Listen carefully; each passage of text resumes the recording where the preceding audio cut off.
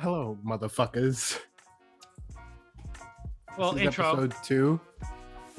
of motherfuckers. Intro.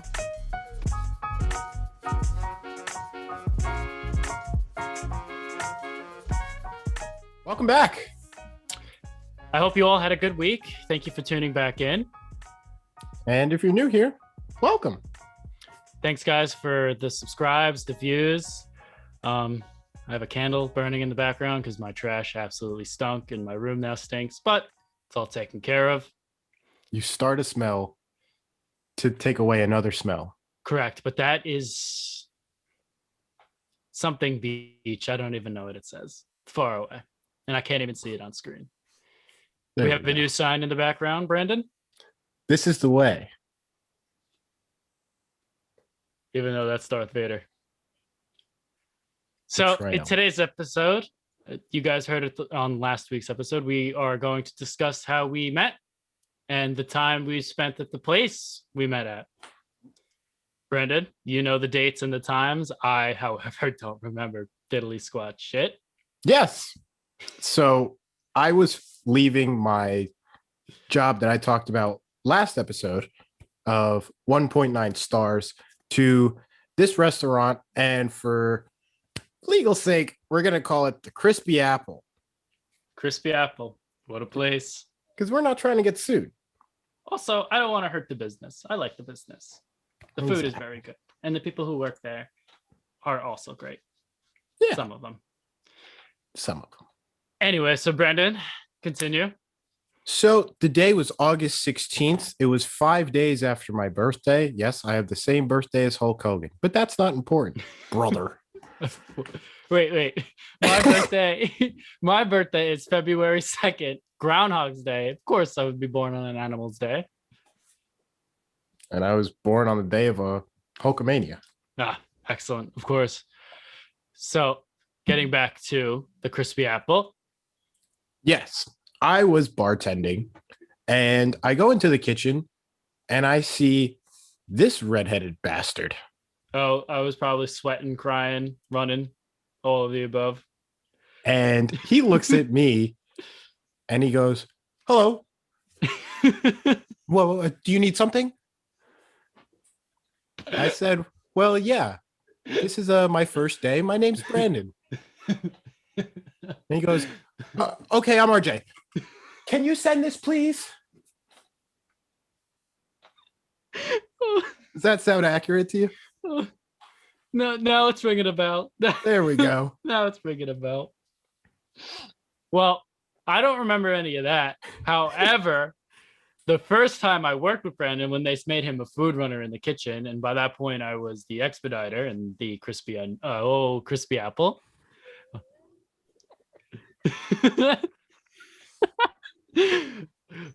Anyway, so the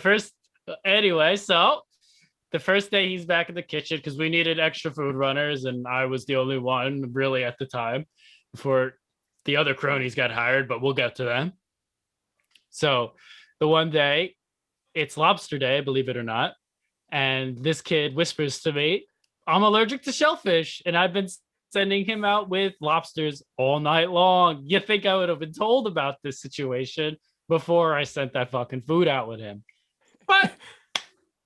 But he didn't die. He's still here. I distinctly remember one of the lobster dishes, like the juice from it went onto my arm. And I looked at one of my coworkers and I was like, "Is this normal?" And they're like, that's definitely not normal. I'm like, oh, good. Just making sure in case I die. Oh, and that's before I knew Brandon was into film and wanted to be an actor. So I just thought this kid was, well, just another restaurant kid that was going to come in and out of my life. Yeah. Seriously. I actually remember when we first found out about each other that we liked film. You were sitting at the bar, of course, drinking a Guinness because that's all you drink. That's all I drink. Or wait, no, I've been drinking a lot of Sam Adams lately.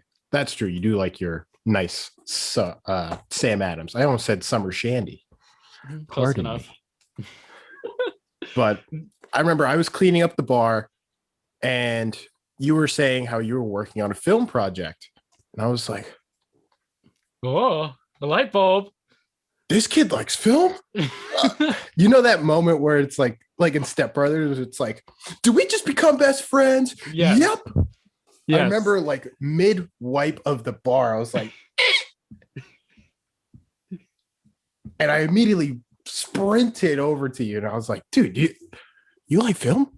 I was like right up in your grill. Literally.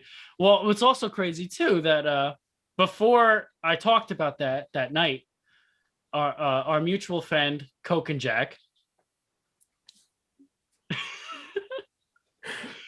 she introduced, like, she made it quite known to me that, oh, my friend that's coming from the other place that we used to work at, he's really big into film. You guys should collaborate.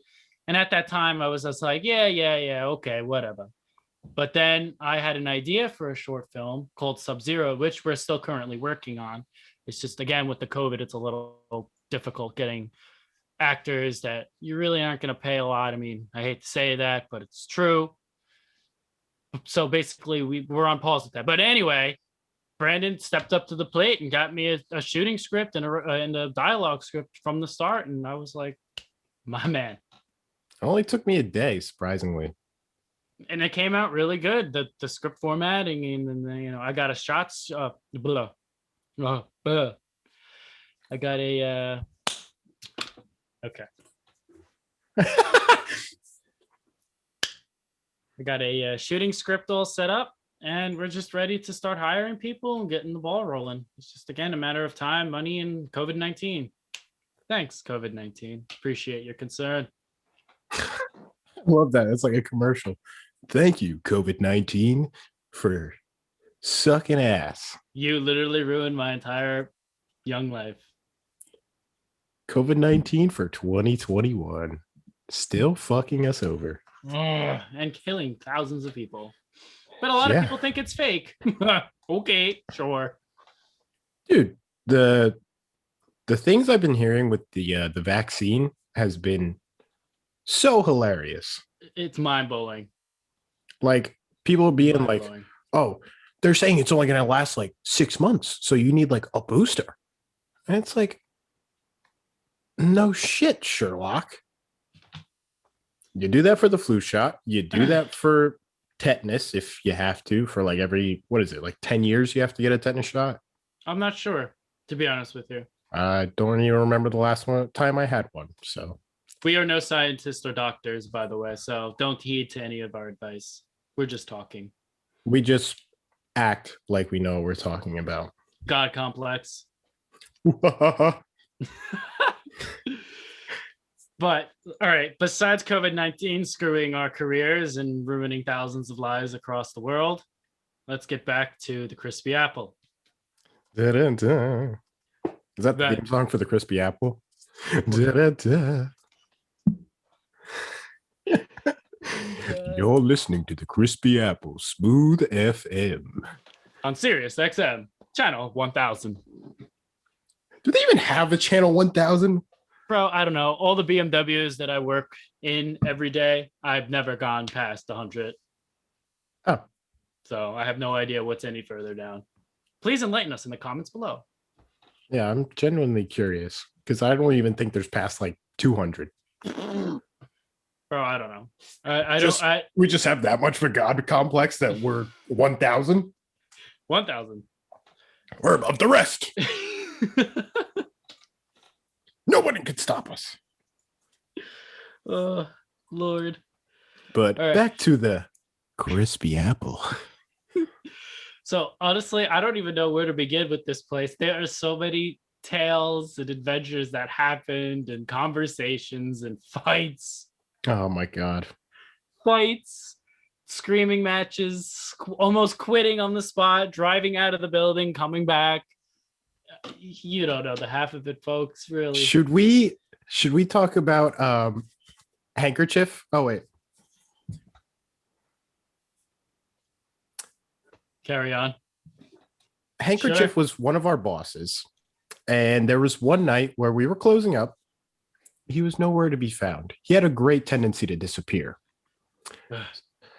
So It's probably about 11 o'clock, almost 12. And we're calling him. Where are you? Where are you? We finally get a call back. I think you actually answered the call. I was there.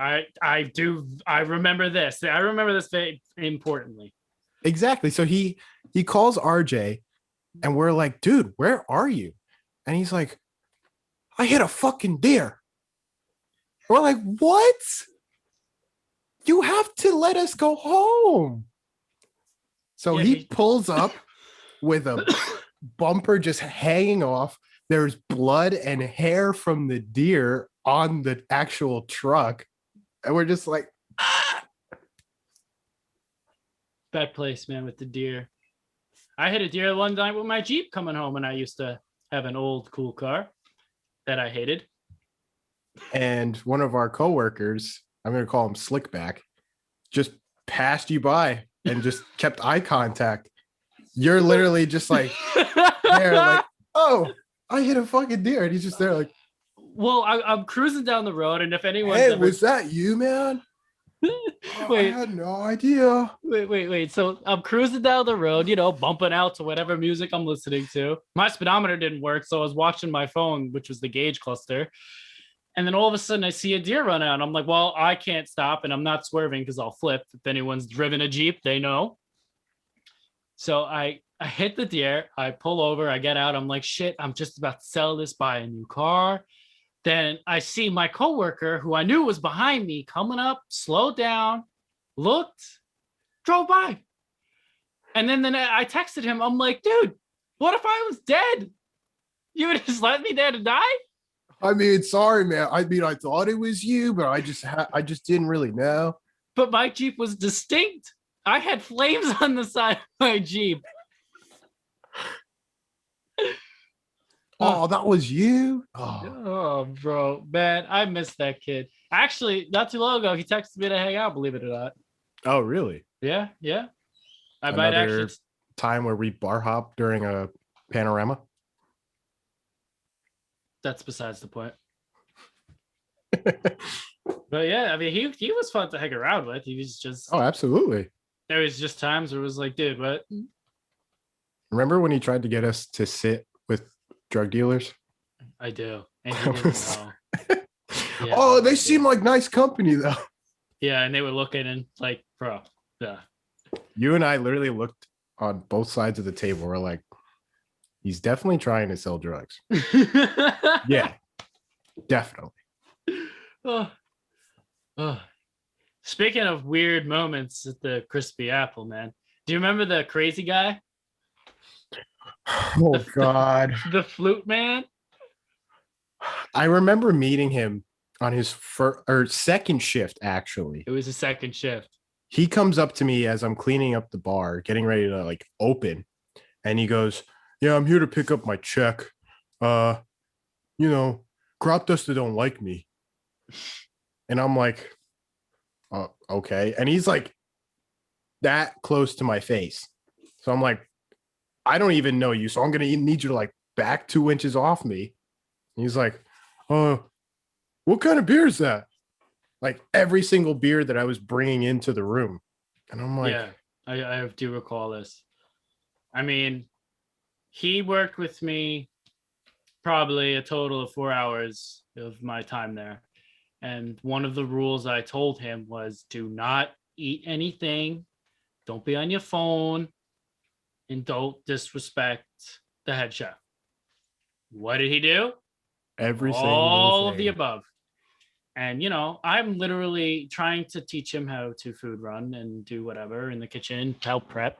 And all of a sudden, I hear screaming in the kitchen. So I barrel back in and they're fighting, and nothing physical, of course, but yeah. He said, I forget what he said. He's like, fuck this place or fuck you. He goes outside. I'm dragged into the office to be yelled at by the MEC. Mm-hmm. And I'm like, I don't know. It's not my fault. I really don't know what happened. Then all of a sudden, as he's exiting the building, he pulls out a authentic Indian flute, Native American flute, and starts playing a tune as he's leaving the building. So he left. He was gone. Whatever. I think a couple months went by, Yeah. About like and 2 months. basically he was calling to get his paycheck for the amount of time that he worked, which respectfully should have been given to him, Right. but wasn't. That's not my concern or problem or situation, so it didn't matter to me. So one day he must have been drunk or whatever the story may be, and he comes barreling into the restaurant. When we just closed. It had to be when you just closed. It was me, you, and a few other people there. And he's flipping out. He barrels into the office. Handkerchief. He pushes him out of the office with his finger, literally, because he was a short little man. Short, but an absolute tank. Literally, tank. Pushes this man out. He goes outside. And before that all happens, he's yelling at the head chef outside, getting in his face. Now, our head chef, he's big man. Literally would never want to mess with him. And he looks at me. He's like, RJ, call the police. As he's pulling out. He's like, I just RJ. see the car just turn. RJ, call the police. He drives away. He goes across the street to the gas station. He's pumping gas, watching a whole situation unfold. Granted, he had to come here the next morning, so I didn't blame him. So I'm sitting there. I called the cops. They're like, oh, who is it? And I told them who. They're like, oh, we know. So we're going to send units over. Whatever. Everyone by this point was freaking out. They were all inside in the corner in the bar. Even you, Brandon. Come on. You were Yeah, there. absolutely. I was chilling inside. I was like, I still got a bar to clean up. So I'm outside hanging out with the guy, listening to him talk. I'm like, yeah, man, you're right. Down with the system. You're right. You should have got paid that day. I remember him specifically being pissed off, and he was always yelling like, I'm bashing. And I remember I went outside at one point, and he was like, I'm so mad, I could smoke a cigarette. Meanwhile, the cigarettes are there, and you're like, yeah, just smoke the cigarette then. Yeah, dude. I don't know whose pack it was. I think it was Coke and Jacks. Coke and Jacks. Well, anyway, it was a pack of cigarettes sitting there, and he took one, just started ripping it. I'm like, bro, that's not even your stuff, but we're not going to argue with a crazy man. Not going to argue with a crazy Never. man. So the police finally get there. He's jumping back in his car. Now the police pull up. He gets out of his car as they pull up. It's still in drive.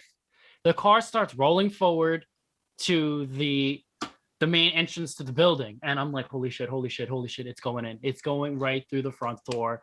This is going to make the news. He's looking at them while looking at the car. So he's just there like. Yeah, he was a deer in headlights. He jumps back in the car, thankfully, puts it in park and stops it. The police at this point are pretty pissed off because they know who he is. He's a problems man. What did they do? They manhandled him. They put cuffs on him. They said that he better behave and not act up. They even took his shoes. They took his shoes. I do remember that. And I'm sitting with Coke and Jack and you, Brandon, and we're sitting there, and I'm whispering to them. I'm like, if he pulls out that fucking flute while they're arresting him, I'm gonna shit a brick. And what does he do? Well, we started a conversation, and you're just there like, holy shit. He pulled out the flute. The flute is out. He pulled out the flute and started playing it while the police were putting him in the car. If I was the cop on scene, I would have just cracked up and said, sir, just go home. Walk home, please. Barefoot. Imagine if it was you and me on detail. It just would have been there like. I would have. I don't know if I could have got a straight face, to be honest with you. I would have cracked. I definitely would have cracked. This question's to you, Jordan Tatro. What would you have done? Ooh. Would you have laughed, cried, or punched the man? Let us know. Let us know in the comments or text us privately. Thank you very much. Either way. But that was that guy. Never heard from him again. Disappeared. Now, you weren't here for this one situation. So the one night I'm outside, I was on the phone with someone. I don't remember who. And there was a man just kind of pacing around in the parking lot. I know he wasn't a customer because I didn't see him in the dining room at all or in the bar. So I'm like, who is this guy? Is he picking someone up? My stupid ass goes up to him. I'm like, hey, sir, like, is everything all right? You need help with something? He's like, yeah, help's coming on the way. I'm like, okay. So I'm still sitting outside. I'm still on the phone. Um, One of the owners and the tyrannical bartender comes out, sits with me. Then all of a sudden, the police show up. And I'm like, the guy comes over to the cops, and the police are like, do you have any weapons on you? And he's like, yeah. And I'm like, they pull a handgun out of his pants. I was like, oh shit. And I walked into that. I'm like, damn. He was packing heat. He was packing heat. But like towards the end, when the cops settled everything, got the report, whatever, they put him in the car. There was no physical violence, there was no shootout, nothing like that, but it was just scary. I come to find out, because I'm nosy, and I asked the cop, I was like, so what happened? I'm just curious. He's like, yeah, he's disturbed. He was gonna kill himself, but the gun wasn't real, it was an airsoft pistol. I'm like, damn, but it looked so real. It was freaky. It was actually pretty scary. And I had no idea. And I went right to this man, ready to give him my assistance, crispy apple assistance. All jokes aside, I hope you're good, brother. Stay safe. I think Ditzy told me about that story. Ditzy. God bless. I think we had an encounter with a member of Jurassic Park. Oh, Miss T-Rex. If you're watching this. you know who you are. So I'm the bartender on duty, and I made a Cosmopolitan for her. For abbreviation's sake, a Cosmo. If you say Cosmopolitan, I don't feel like making you that drink. Anyway, I make the drink, I give it to her. For some reason, she feels the need to stir the drink more. I made a cocktail. Just like this. I shook said cocktail In a cocktail shaker. and served it. You don't need to stir it anymore. She wanted to put in her final piece. Maybe she had a God complex too. We could have all been friends.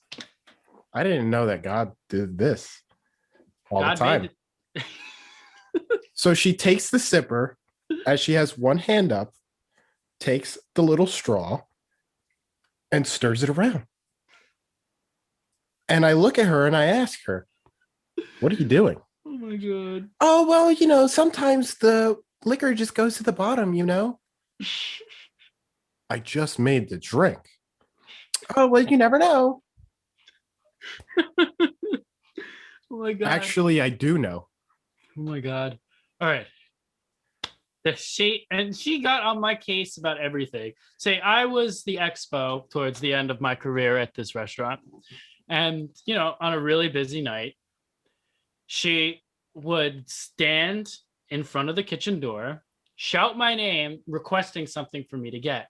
Now, for the people who know who I am not a laid back individual. I do not have patience. And when I'm under stress, it's a scary thing. I'm a different human being.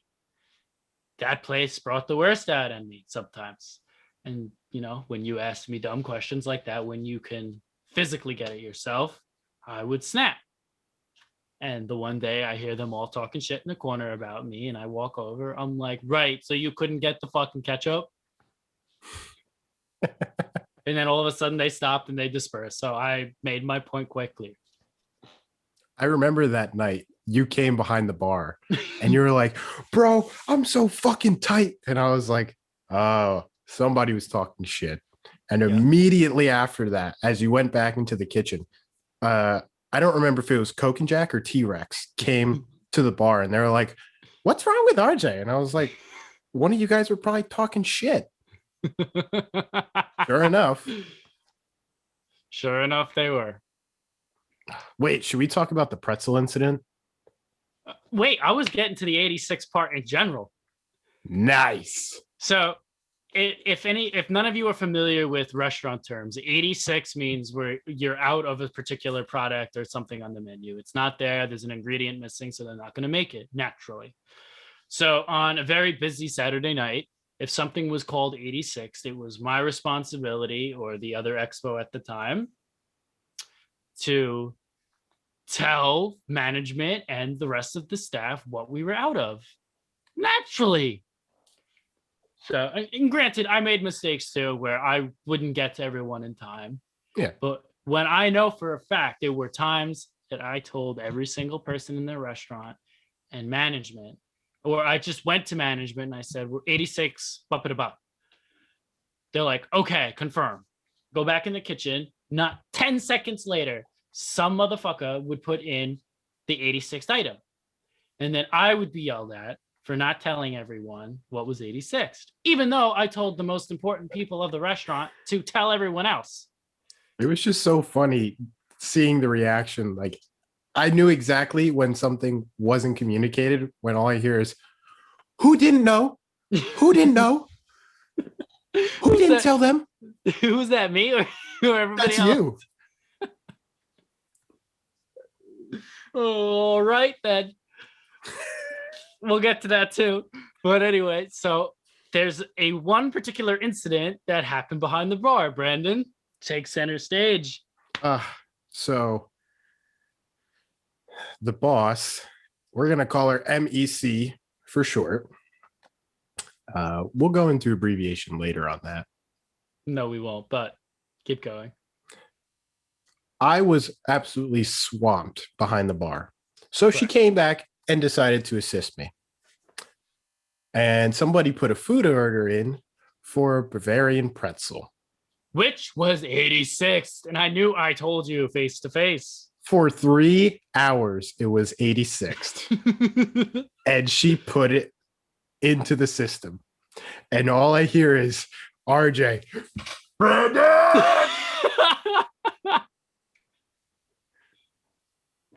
I was like, dude, that wasn't me. I didn't touch it. I come barreling out of the kitchen, like max speed. Oh my God. I'm like, Brandon, what the fuck? And you're like, don't look at me. And I look to my right or left, whatever position I was in, to be honest. And I see the boss look at me slowly and said, I did it. I'm like, ah! So I go back inside. Whatever, that passed. That anger passed because this particular person was, you know what? I'm not even gonna get into that. Thank you very much. See ya. But the 86th, if you work at a restaurant and somebody says the 86, you find out what it is and you don't put it in the computer. Ever. You- Unless you hear that that item is back and ready to serve. Never. You will single-handedly bring down the restaurant with an 86th item being put into the computer. Correct. So don't do it. If you're going into the restaurant business, don't do it. Please. Don't. Should we talk about the time where you were a little extra flavor blasted? No. Well, no. But you know what? You know what I miss the most of that place? Was the guys I worked with in the kitchen. That's true. Even our head chef, which I had problems with occasionally. Actually, a lot of people had problems with him because he was a stuck-up man. But rightfully so. I have nothing against him. He was doing his job, and that's what it is. And then, you know, when we would talk on the side about the end of the night, it was always indecency. It was never anything malicious or rude. Right. Until the one time garnish got thrown at me and I was going to whip the steak right back at him, but that never happened. And so, thus, the people I worked with in the kitchen were the best. And I personally think that on good nights, I had the kitchen running pretty good. I was the expediter, which would be in charge of calling out orders, sending them out to the table, making sure stuff was on time. And to be honest with you, I sucked and I tried to the best of my ability to do the job because I was thrown into the position. Can anyone explain why? But again, the guys in the back were my favorite. You had Mr. Alfredo. Love that man. Love that man. He would give you free food, whatever it was. It was just insanely good. Then we had Tomas. You remember Tomas? Tomas. Yeah, he was like just about to leave right as I got there. And I was like, why? Yeah, I know. I missed him. He helped me out a lot when I first started working there. Such a Then good human. there was the three kids. The three kids I want to talk about. Oh God. I'm not going to say their names because they did some questionable stuff, but they were so funny. So funny. Literally Sure. made my night sometimes. And then to the best of the best was Mr. Israel. Absolutely. He he would make me laugh at the dumbest shit and make a joke out of everything that the head chef would say. He was just able to make any sort of like bad day or bad situation that was going on in a shift so much better. And he could cook so fast. It was amazing how fast. But then there were other people that we worked with, like Babu. Oh, How could we God. forget Babu?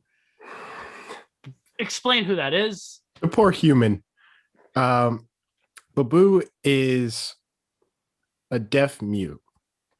So his way of communication, which became his Signature. calling card,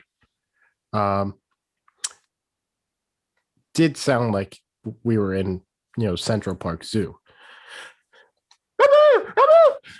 That's literally what he sounded like. Like that's how he got our attention. Or he would tap on you, whatever the story would be. But there were times where he would walk out in the dining room and need to tell someone something, but he would yell because he wouldn't know the difference, with the sound. Yeah, in terms of volume control, right? Naturally, I mean, I feel really bad for the man. I don't even know how he does what he does. And he would yell that, and all the diners would look, and I'd feel bad for the guy. Like, come on, Yeah. eat your Jägerschnitzel. Like, leave us alone. There's other storms. Oh, Tatiana. Oh, Tatsi. I Straight miss out of her. Whoville. Oh God, she was off the boat from. Oh, damn it, I forget where she's from. I think it was the Ukraine. No, it was one of the other countries. Whatever. Oh, Belarus. Ah, Belarus. I remember. God, she was awesome. She always made me that awesome sorbet. oh, the sorbet was absolutely banging. I kind of missed that. I do. I miss the food. That is the big thing I miss at that place is the food. Back when I was a fat lad. You're no fat anymore, boy. No. Or who else is there to talk about? I mean, then I had my little underlings. There was 1, 2, 3, Burgers? 4, 5, 6. There's 6 of us, including myself. There was the 2 brothers, Yep. John and Robbie. Literally, Robbie made me laugh at the shit he used to do. Sometimes it pissed me off because the one day he literally threw bottle vinaigrette at me and it went all over me and I stunk like vinaigrette all night long. They were great team lifters throughout the shift. So like, you're doing great. High five. Yep. John especially, another big man, literally never would want to mess with him, but nicest guy in the world. Both great watchers of the podcast. Thanks, guys.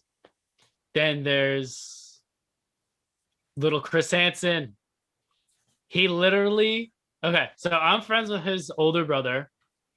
And, the one day I was hanging out with him, I said something about the Jolly Onion that I'm working there. And they're like, oh, Chris could get a job there or whatever. His parents said that. I'm like, okay, sorry to embarrass you, Chris. Love you. And I got him, basically, I got him an interview or whatever. But it wasn't even an interview because the manager at the time was like, I trust you. Whatever you say, he's hired. I'm like, okay, thanks. So the first day he comes in, Kid's nervous as hell.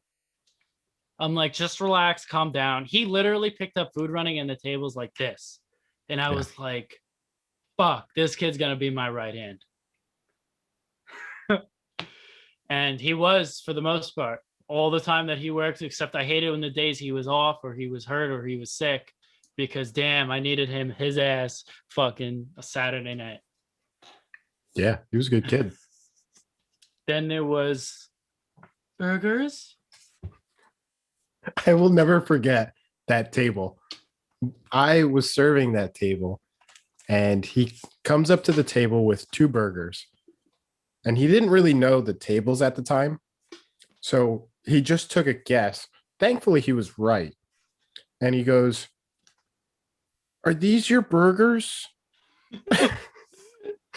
And they're like, Oh, yeah. He goes, "Oh, okay." And he puts them down and leaves.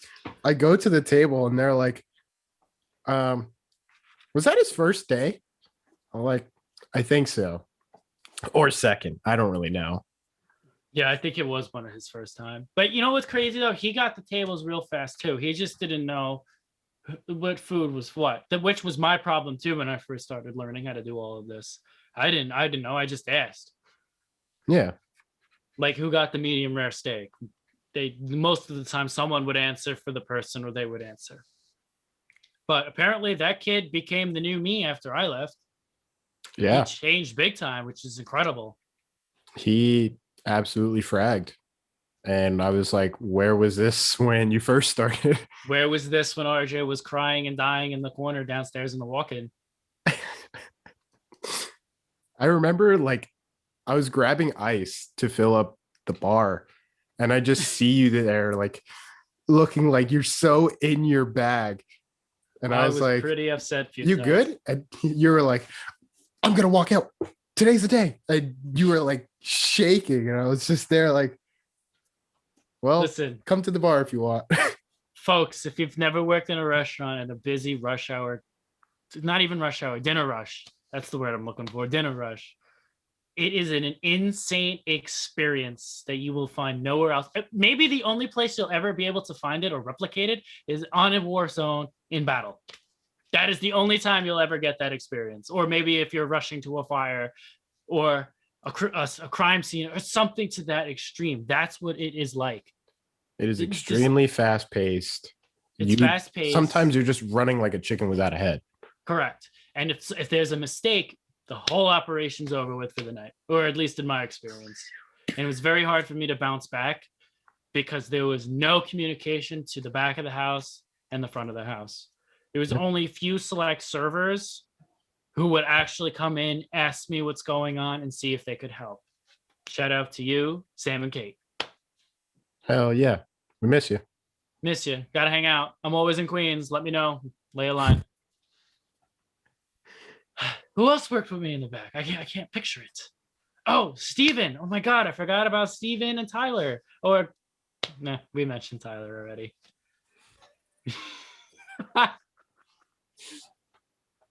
We mentioned Tyler. But Steven, man, he was another great guy. He always came in and helped, always was a helping hand. Tyler, too. Although Tyler sometimes didn't hear what I said and got the food cold, and yet I got in trouble for it. Huh? Control your soldiers, as I was always told. You're the general. In the land of confusion. You have to tell that story next. Wait, there's one more I'm missing. Who else? Oh, Tyler, the other Tyler. You didn't meet him. No, yeah, there's another Tyler before Tyler in the Tyler clone saga. If that makes any sense. There was other Tyler, but Chef yelled at him one day, and it was actually a pretty ugly scene. And honestly, I felt so bad. And, then all of a sudden his hours were cut and he put in his 2 weeks, and we're still friends on Snapchat and text here and there, but damn, it's a cut fucking business. Yep. You can't handle the pressure. It eats you up. There was a few other people that I didn't really work with that long, so I'm not even going to bother mentioning them. maybe they worked with them a shift. And honestly, I wasn't in the position I was at the time. So sorry to you guys that I'm not mentioning. Shout out. Wah, wah. So back to the land of confusion. Oh God, this guy. I put in an order because these people were kind of just like sitting, having drinks, and wanted like the food whenever they felt they were ready for it. So they ordered some soups, they ordered some entrees, and they're like, I think we're ready for the soups now. So I tell the chef, I go, Chef, they're ready for their soups now. And he goes, but you put it in with the entrees. I said, yes, but they want it in like a timely manner, this and that. He goes, well, then why'd you put it in the entrees? I said, I said a specific message, I think, in Wait. that ticket. Wait, I think this is, if I remember correctly, because I don't know what I was doing, but I wasn't there on the scene at the time. But I already knew beforehand what was going on. Yep. So you came in the kitchen, you told me, hey, RJ, just send out those soups, whenever. So I sent out the soups. That was done. Then you fired the entrees with the soups on them. So our head chef was like, they need these soups. I'm like, no, they went out already. That's how it all started. The land of confusion. And then he came behind the bar and was like, can you come into the kitchen? I'm like, oh, great. What does he want? And so I go back in the kitchen. He's like, so what's with the soups? Oh. I said, oh, they went out already. They already needed them. And so I took them out. And he goes, well, why weren't we aware? I said, I told each and every person that was working, I'm taking the soups. Well, I didn't know. And that's my problem. You see, we live here in a land of confusion. And he said it like more than once. And let me tell you, me and Brandon had that inside joke. Even as we were like passing each other in the kitchen, we're just there like, here we are in the land of confusion. Yep. And that's how I can't. It's just so funny. Hang on. Handkerchief. Yeah, I almost lost mine. I had to disappear for 4 hours. But there were times where certain things were said that were so stupid and out of place. You're like, huh? You have no other choice but to laugh. Either laugh or walk away confused. Exactly. And the best, something was happening, and again, there was no communication. And I hear someone yell, you speaking Chinese? Across the kitchen. And me and this guy Israel just used that the whole time when we didn't understand that something. Yep. And there were nicknames in the back in the kitchen. Oh my God. The most great. famous one of all was Puto and Little Putos. Yep. Or the Big Puto. I think Coke and Jack was called Mommy. So there are times that she would come in the kitchen and all you hear is, Mommy, Mommy. Oh my God. Or it's a fun time. There were times where it was really funny and really fun. And then there were times where, wow, I really test your mental capacity. It would test my physical and spiritual being, let me tell you. Let me tell you. And now we're both departed from the crispy apple. Yeah. And look how happy we are. Honestly, like I work at BMW now. I work in service. And when they say, oh, it's so busy and they're running in and out, getting cars or moving stuff around, whatever, I'm like, this isn't busy. I'll show you busy. I'll really show you busy. And you'll hate your lives. You're just there like, what? Yeah. No, it's not. That's not busy. But yeah, I mean, the crispy apple, Lordy Lord, I had memories. I made some awesome friends that, well, I don't talk to anymore. Oh. The only one obviously, me and Brandon, we're fucking partners for fucking life here in this business here, this podcast and film. And I still talk to Chris and Tyler. I still talk to other Tyler. I still talk to. Nobody else. Oh, Lauren. Forgot all about Lauren. Talk to Lauren. Shout out to you, Lauren. Thanks for liking the video and watching it. Now you know how RJ and I met. That's the wonderful tale of the crispy apple. Now, God, I really have nightmares about that place sometimes. So getting back to the crispy apple here, you know, the friends that we met, that was like your base to work in there. That made your day enjoyable. The certain people you work for. Of course, there were people there that I personally didn't like, and there was nothing against them. I just didn't like them because I was either in a bad mood or they said something to me that didn't sound right, and it just kind of fucked me up for the day or whatever. But, you know, now everyone from there started to branch out and do their own thing. As mentioned before, Sam, she is now working in a hospital down in Queens. Kate, she's doing something with stocks. I don't really know what you're doing, Kate. I'm sorry. Some of the college students that were high school at the time, they're now going to college. They're starting to learn their degrees, whatever they're going towards. Other people just moved on to other jobs, or they moved away altogether. There was literally like a golden age where even like after work, we would all just like hang out with each other, or even pick days throughout the week where we would go out and do something. Yeah. It was so awesome. We were a tight fucking group. And, you know, like bowling the one night. No, bowling. Oh, Jesus. Forgot about that. I'm not going to talk about after. Good times. AutoZone parking lot. You said it, not me.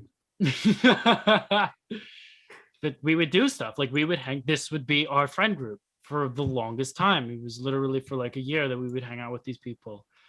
Then certain things happened that I don't really want to get into details with because I don't really even share it with my close friends. Just the people that know, they know. And me personally, I started to break away from that.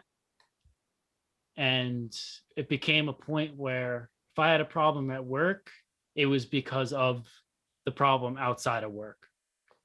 And that wasn't fair to me. And, you know, there was certain points where it was like, I can't physically do this anymore. So, you know, I started to look for other jobs. And one of the bartenders at the time, she left on bad terms too. And she went to another restaurant, and me and a few others, we went to go visit her at said restaurant. And it was a pretty cool place. It was fancy, awesome liquor, you know, local for me. So I asked her one day, I was like, I'm going to leave. Could you hook me up with a job? And she's like, yeah, sure, right away. You know, I know how you work. I know your work ethic. I got there. I got hired on the spot, basically, you know, and, you know, I started working with these people. And then unfortunately the COVID hit, and well, I lost that job real fast, and I haven't seen anyone from there either since. I have a few people on Snapchat from there, but I don't talk to them on a regular basis. Yeah. And it's tough, you know? It's tough. I mean, like I said, Brennan, you can obviously agree with this, that we were close with these people, but things happened and, you know, we all drifted apart and we're all doing our own thing. I mean, some of us do keep in touch every once in a while, but basically what we had was all over. Yeah. And just like that. Just like that. And I remember even during COVID, we tried to like bring that back in. Like we even had like a Zoom meeting where we were all hanging out together. Yeah. One Zoom meeting, by the way. And then that was it. I literally finished the whole bottle of wine. Yeah. And it was me and like two other people. You left because you had to do something. And it was me and two other people that were literally on the line for another 2 hours after everyone else left. It was fun though. fun time. I do miss certain aspects of the crispy apple, the Christmas party for sure. Oh Crispy. Ay. That party was pretty banging. I'm not gonna lie, and I think I had to stay at Chris Hansen's house afterwards because he lived right up the road, and there was no way I could drive home. I was so annoyed at the Christmas party because we started off with Secret Santa and I didn't have a Secret Santa. Like the person, I guess, who had me, I guess, like bailed. So I was like, oh, I don't I didn't get a remember who I gift. had. My Secret Santa was Chloe Hazard. Shout out to you. Giant beer glass and a picture of her face on my wall. Why? There it is. Right there. But Jesus. Yep. Good times and bad times, but that's life. Especially in food and beverage. Oh God, Lord. And I noticed with food and beverage, a lot of people are heavy smokers and drinkers, and I don't blame you guys. I was one of them. I was one of them. Though it helped me buy my first car. My first brand new car, excuse me. I had two others, but we don't talk about them. Oh.